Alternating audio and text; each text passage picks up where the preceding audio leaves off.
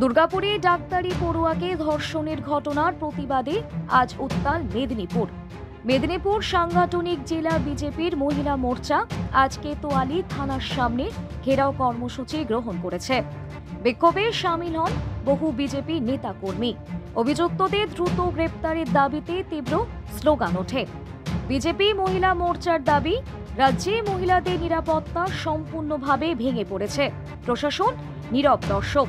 বিক্ষোভ ঘিরে এলাকায় নিরাপত্তা জোরদার করা হয়েছে, তবে পরিস্থিতি নিয়ন্ত্রণে আছে বলে জানিয়েছে পুলিশ।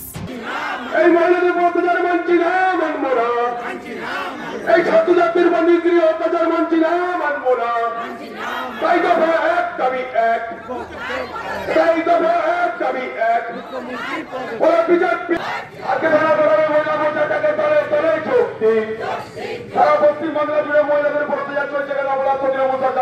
মহিলা মোর্চার লড়াই চলছে চলবে। বিজেপি রাজপথে খুনি সরকারি তৃণমূল হুঁশিয়ার।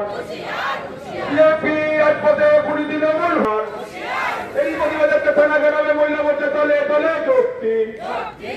বিজেপি মহিলা মোর্চা জিরাফাত ছাত্রী গুণ হচ্ছে কেন? লড়াই চলছে চলবে।